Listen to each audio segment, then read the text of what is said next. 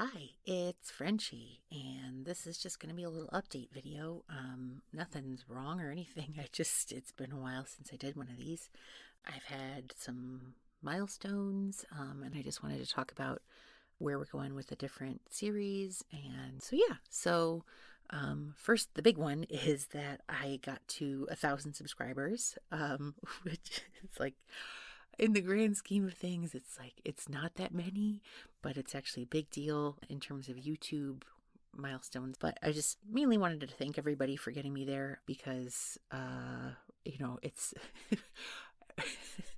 it's just funny how it takes a long time to get there. So especially if you've ever shared, commented, liked, anything like that, that's really what makes the algorithm go. And so I really appreciate anybody who watched anything, but really anybody who engaged with or interacted with my videos.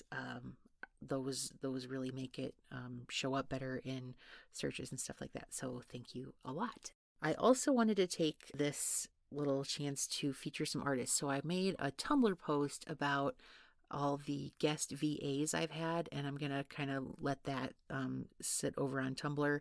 I shared it on my community page, so go check that out. One thing I wanted to do in this video is to feature all the artists who've made the official art for the characters.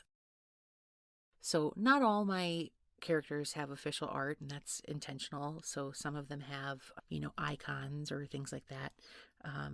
And some of them may get art later. I don't know, but anyway, so Corollary was my first series, and the first character art for that was from Pally. So Pally did the original art for Randy and Carol and Aspen. And then I also had Slushy, aka Slush Rottweiler, do art for Carol's new appearance, and then also Margot. And then I also had my buddy Jams do this art for Dinah. And so, as you know, Dinah doesn't have a body, but when she does describe the body that she was able to have back in the day, this is what it looked like. And so Jams made this really cool art for that. For the Nightmare series, I had Kieran, aka Pearl Kite, make the art for that. So we have the everyday normal appearance of Providence. And then we also have her nightmare version, where she's sort of this like raven woman. And then for the Ruby the Dragon series, I don't have a lot of art because this is one of the ones where I really like to have as much as possible left to the imagination, but I have a couple of special ones. So the first art that I ever had anybody make for the series was my friend Laveau, who made this really awesome like icon that was sort of like inspired by, kind of a mix of cultures, and it was sort of meant to reference this legend of the dragons, like the water dragon and the fire dragon. And so it's, Ruby telling a story of the way things were a long time ago. And I just love the way this one turned out. So because it's from the sleep aid, I don't know how many people saw it. So the part of the reason I wanted to do this artist feature is that some of this art has gotten buried in the videos because it's audio. And so I don't know how many people look at the screen.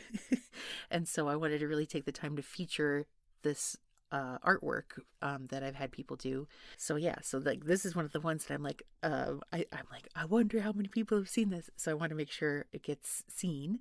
So for Freemastide, which was basically the Christmas special, my friend Tepid Judas did this sort of campfire scene, which I had actually, I think, initially asked for somebody. I was like, it'd be really cool if somebody made Ruby and Treasure roasting marshmallows. And so that's kind of what it was, but it worked out really well as a sort of wintry scene, and it was perfect. So, and then Whistler made this this is Akamar, the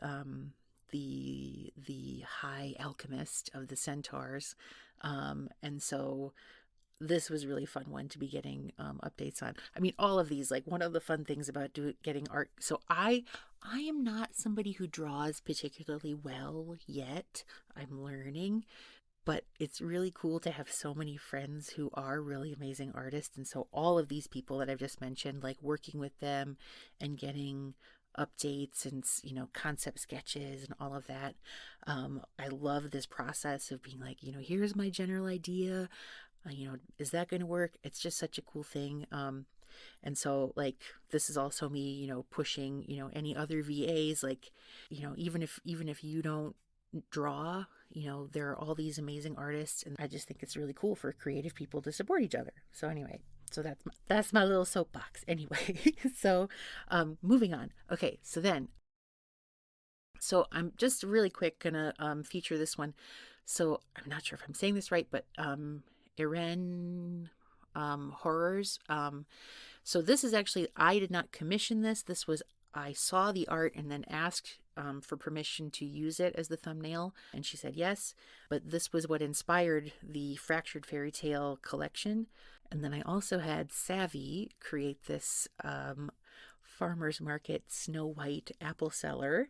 So yeah, so I have all of these that are the official artwork from the channel that I've commissioned, and so I just wanted to take a little minute to feature all these people. And then also for fan art, so I'm going to put the fan art, I'm going to put some links in the description. I'm not putting it in the video because I'm so worried that I'm going to forget somebody, and also it's a little harder to get clear permission for that. So I'm just going to say, like, check the description for fan art. So I've had a couple different people do fan art for the different series. So check the description, go check out their stuff.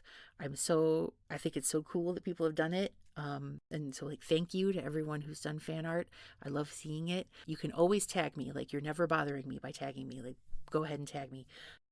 Okay, so the next thing is project updates. So I am going to get to Q&A at the end of this, but a couple of the questions that people had asked were related to this anyway, so I'm going to kind of talk about this. Like, what are some of the upcoming things?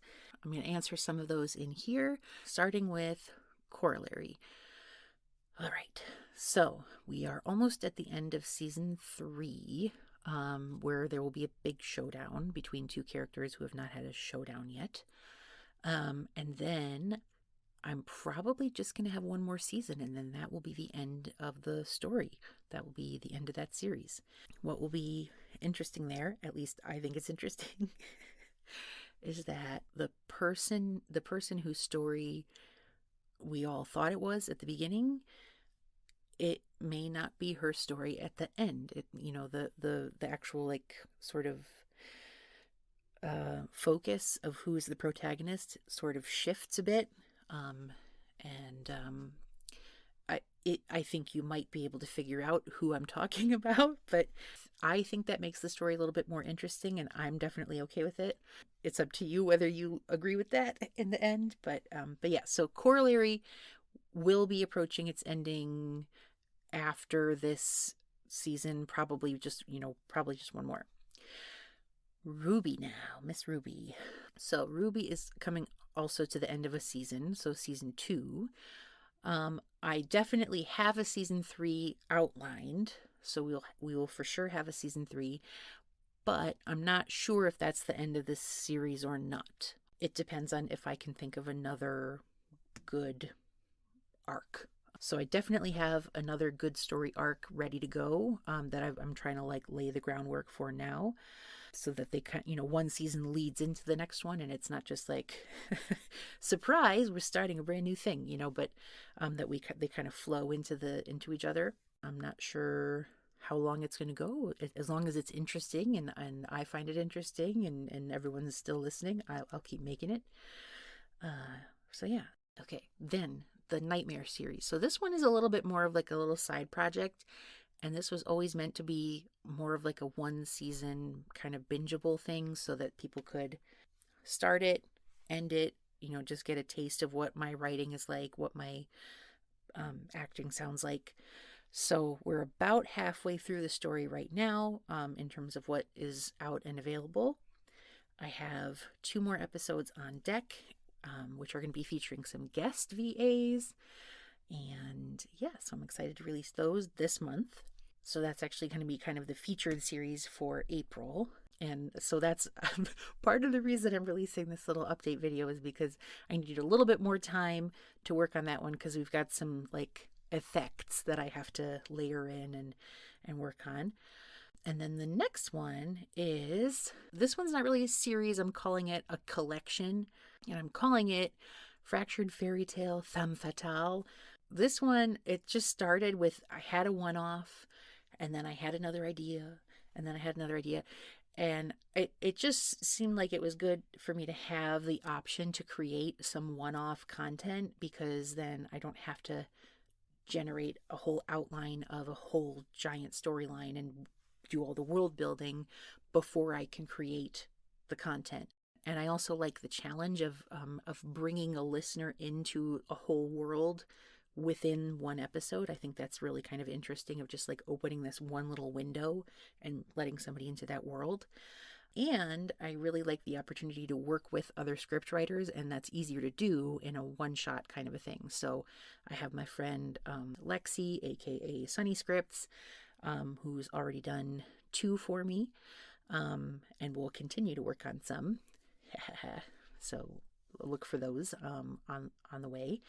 And then my friend Sherry, aka T Fairy, has written one that I'll be working on. So my plan is to have one of these per month, in addition to whatever else I have going on with the different series, and just to kind of give it a change of pace to help me balance my life a little bit, because these tend to involve a little bit less editing and effects and things like that. They're a little simpler so far anyway. Oh, and then, okay, so Miss Dearra. So so this was, I just wanted to kind of experiment a little bit with having a contemporary, kind of more kind of a plain Jane comfort girlfriend roleplay person to work with, like just to have kind of that character to play with, to do those types of videos where she didn't have to be part of a big storyline. And so I definitely am kind of building her out where she is a character. She has traits that are consistent, but there's not going to be some grand design so far. Like she's just living her everyday life. Nothing supernatural at the moment. There's always the potential that I might try to tie her in with something, but as of right now, I don't have any plans to do that.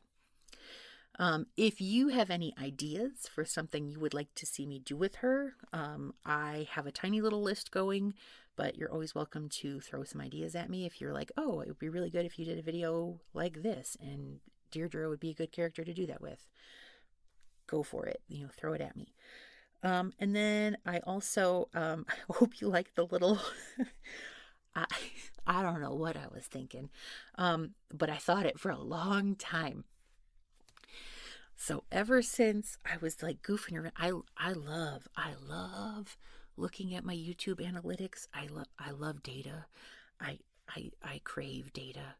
I was just going around looking at all my graphs, looking at my data, and I saw this thing. I was like, oh, research. I click on this tab and it says, people are looking for French Bulldog ASMR, because of course my name is Frenchie. And I was like, very often when I'm looking for my screen name, I get French Bulldogs as a result when I'm looking for GIFs and stuff like that. And it was, and the YouTube analytics told me that people wanted French Bulldog ASMR. And I'm like, I don't think that's true, but if anybody's going to make it, I mean, I could do that. I don't know what it is. I mean, do they want little dogs making noise? I don't know. But what is within my powers, because I am bilingual, is I could actually talk about French bulldogs in French, and my name is Frenchie. I could do that for an extended amount of time, even though I don't know anything about French bulldogs. I could just look up the Wikipedia page and then just read it aloud in French for 15 minutes and then comment on it. And that's what I did for April Fools. So I hope you liked that. And then my question then is, do you want me to make more videos where I just ramble at you in French softly and then giggle to myself as I do that? I don't know. Is that something you want? Let me know in the comments. All right. And then the last thing is I still am going to continue making fan content for other source material occasionally. It's not my main focus anymore, but I do owe everyone a virtual choir project. That's the main thing. I promised I was going to do it, and people submitted stuff, and so I am determined to finish that one before the end of June. That is my goal. So I will for sure have that. And then, as things come up, but that one's just really like, I don't have a goal as to how often I do those things. It's just, when I get inspired, I make something just like anybody who's making fan fiction or anything like that. It's just, you get an idea and you make a thing. And I don't have a separate channel for that stuff. I just put it all in one place. Okay, now it's Q&A time. So I'm going to just try to keep this part to the questions I haven't answered yet. What kind of themes am I looking forward to sharing on my channel is a little bit different. So overall, I did think about this one a little bit. The recurring themes on my channel, I do think that I seem to keep bringing up the idea that people just want to be loved, so like, they don't always do it in a healthy way. They don't always show it in a healthy way. But they just, sometimes they are reclusive 1,000-year-old dragons, and they use sorcery to draw people into their caves, and that's how they find companionship. That's a thing. Sometimes they awkwardly make friends with their neighbor across the street, and they just kind of force themselves into a friendship, even though it doesn't make sense initially. But then they so these are things that my characters do. But ultimately, people just want to, they just want to find a connection. They just want to feel connected to somebody. And then another theme that really I've noticed, it is in almost everything I've made, if not everything I've made, is the idea that I'm going to say this as darkness hides behind a smile.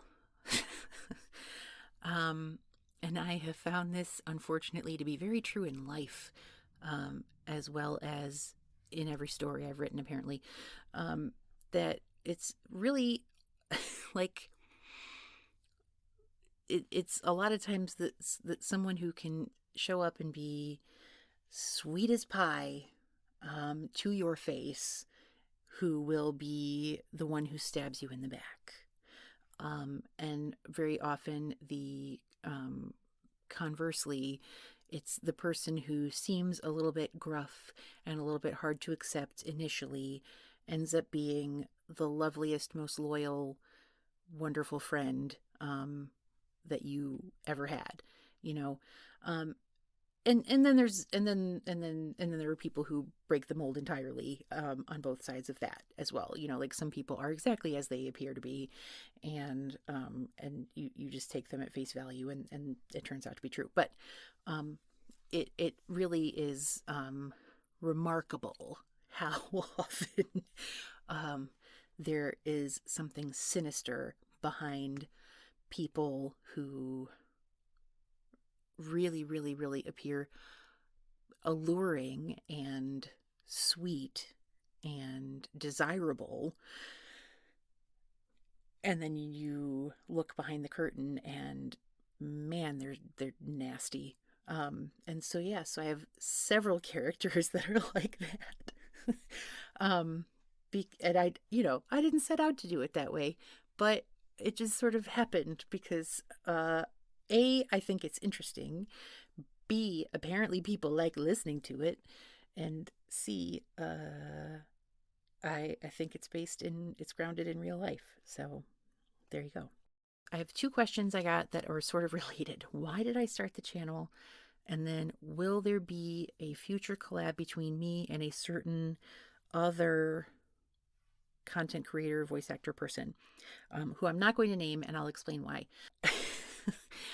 So, why I started the channel. So if you want to hear the story of how I started the channel in song, you can search on my channel. There is a song called Frenchie's Christmas Wish. And in this song, I tell you the story. I tell you the tale of how I started this channel in song. Because actually what happened is I started getting into audio roleplay, like listening to it, consuming it as a fan. I found one channel in particular that I really liked, and that was when I sort of discovered that, oh my gosh, it's not just something that people can listen to for comfort and for sleep aids. It's also, holy crap, this person has created this entire universe with characters that develop over time and they're all interconnected. This is amazing. And so I joined the fandom, joined the community on that one. And then things transpired. I started writing fan fiction, I started participating in the fandom more, and with that, I started to write fan songs. And I sort of became known for doing that. And if you don't know what that is, because it is sort of it's sort of an unusual thing to happen in fandom. Not that many people do that, I think, in too many fandoms. But basically, it's like as if this fandom, which is not a musical, were a musical, like as if this were a movie musical or a Broadway musical, and the characters suddenly broke out into song, right? Or if they had like an internal monologue that they, then sang. So I wrote songs for all these characters. I have over 80 songs. Some of them are just quick little ditties. Some of them are like fully produced 4-part harmony. Yeah. So I haven't done that in a long time at this point, but that was what I really started out doing. And that, it was important because, first of all, that's really where I started to have a better understanding of character, and technically where I understood how to use GarageBand. So that's where I really started to understand how to do audio editing. In that same time period, there is a certain mother character in this content that I would goof around with my friends in Discord and like sending voice memos, and because I could do a certain accent pretty easily, and I would just goof around and do this character. And then I decided to try to make like full length, audio role plays, but obviously as fan. And so I did that, and I posted them and I shared them, and people liked them. What I'm going to say about that is that with regard to that character, that mom character from this other fandom, it is not my place to push myself into somebody else's project. It's not my place to cast myself in somebody else's project. I'm not going to put any pressure on him to make that decision. It's just not my place. It makes me happy to do this as a fan of something else. It makes me happy to share it with people. It makes me happy that people enjoy it. But I just definitely don't ever want to put any pressure on someone to feel like they have to make me part of their project if that was not their intention. So that's all I'm going to say about it. And that's why I didn't want to even name that person, because I just like I also don't want to ever even though he's very clearly identified, because I'm giving him credit on all the fan content that I posted on my channel, I don't want it to be seen as me riding on his coattails. I want to stand on my own 2 feet with regard to my content, and I don't want to put pressure on him to have to pick me, And so I want to be super clear, like, I'm not upset that you asked the question at all. I just, it's just not mine to answer. So I have to leave it there. But kind of to pull this back around, that whole story there is like, that's how I got here. So that's how I built up the skills and the and the audacity to start telling my own stories. Which is why, like, I'm a big proponent of people playing around and making fan content, because that literally is my story of, I made enough fan content, wrote enough fan fiction, did all this other stuff, and that gave me the confidence to want to make my own. And so it was by working on fan audios that I went, oh, you know what? Actually, I have this story that I was thinking maybe would be a novel, but what if I did it as an audio role play instead? That's when I started writing Corollary. Speaking of which, there was one question that was very specific about Corollary. I think I had answered this in a Tumblr ask at some point, maybe. The Anima were originally not part of Corollary. The way they became part of the story is that the central idea was always that there were these paired strangers, where one person had something good going on and then the other person had something bad going on in their life. That was always the central part of the story. And so from there, I had to develop it into why. Mist calls those pairs corollaries, but Aspen calls that the benefit equilibrium. And then I had to develop what the reason was, like, why are they paired that way? And from there, that's where I got the idea for the Anima, because they had to, I needed what Dinah essentially says what they are, which is messengers. I needed somebody to be able to deliver messages to humanity, to explain things. And so there was no alternative to the Anima. There wasn't like a what if they weren't there, what would have existed in their place, because they weren't even necessary until I developed the reason why there are corollaries in the first place. So the Anima are not the reason for the corollaries. The Anima are... I can't give away too many spoilers here. The Anima are servants of the reason for the corollaries. And that's all I can say. Yeah, anyway. Okay, and then I had a sassy little question from... Damn it. All right. When's the Magic Mirror going to make another appearance? I'm like obsessed with their VA. Honestly, I'm thinking of recasting the Magic Mirror. I'm just going to do it myself. How about that? How about that? Nah, I'm just kidding. Snot. Okay. Goodness gracious. Okay. Who's my favorite character to voice?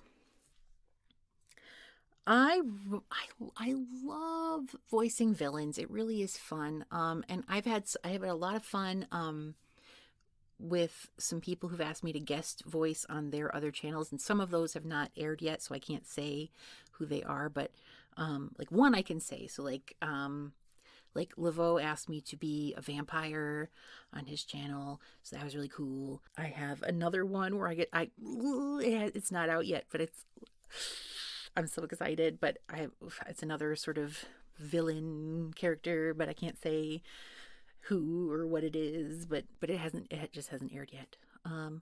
Anyway, but the other thing I really do like about the Fractured Fairy Tale collection is that because they're one-shots, I get to do lots of different characters, and so I've been experimenting with coming up with different voices. So I have one that I will say I haven't finished the script yet, but I came up with this voice where I was like, oh, I can do a pretty reasonable facsimile of a 1940s sort of a Katharine Hepburn starlet thing. What could I use this for? And how could it fit into this like princess or fairy tale sort of a, collection? And it's not strictly speaking a fairy tale that I ended up with, but it still kind of fits.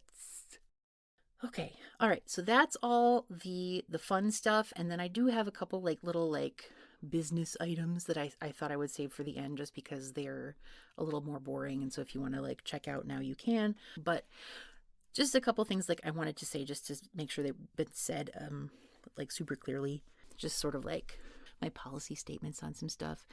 So I said this in writing, but getting to 1,000 subscribers means that I am now eligible for monetization. And so first of all, I am not looking to make this a major source of income.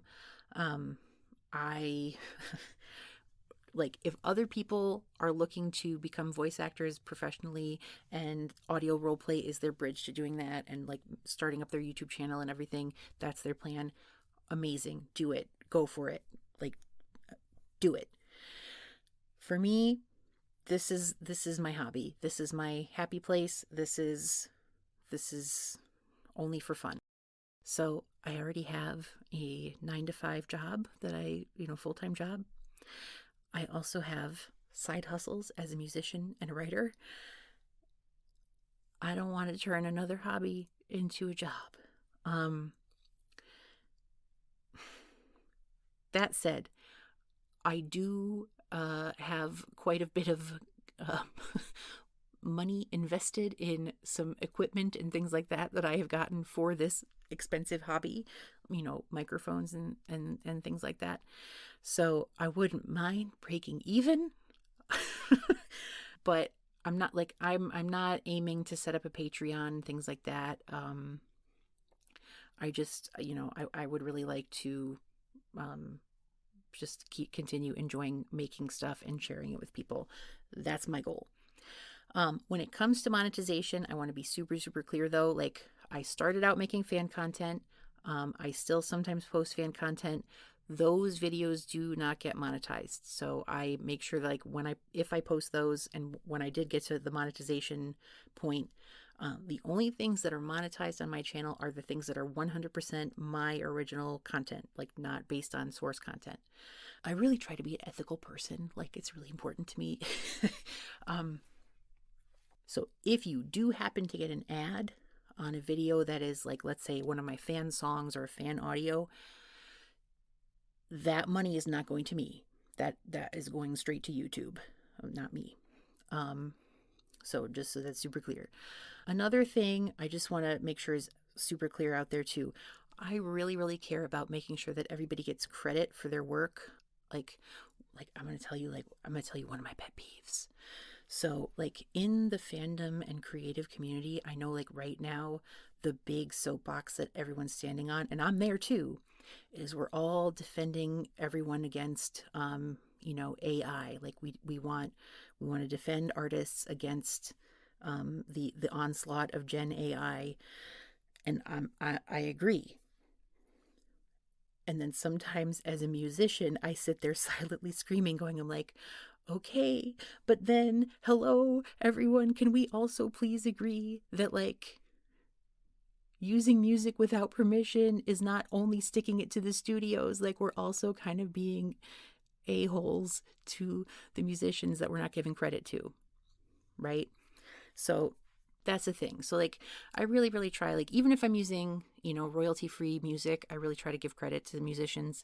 So if I ever use anything from anybody and I haven't credited you, or you notice that I, like, did something that I forgot to credit somebody, like, please, please, please call me out on it. I will not get mad. Just be like, hey, you forgot this. Like, and I will go, oh my gosh, so sorry. And I will fix it. Also, if I have opened something up for other people to participate and I have not gotten back to you about something, please feel free to follow up with me. Like, you are not bothering me. If you haven't heard from me and you think you should have, let me know. I just think that you should get a follow-up if I put it out there that, I was asking for something from you.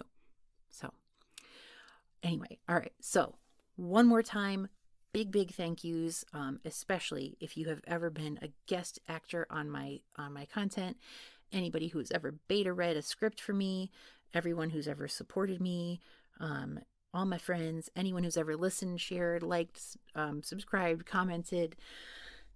Thank you for caring enough to check out the stories I'm telling, to listen to, and just to let me know that you're out there. And yeah, so hopefully you keep listening. If you're still here at the end of this video, wow. What are you doing here? Go home. The movie's over. This is so, I'm glad this is just a update video, because my voice is all like crackly. I don't know what's going on. Anyway,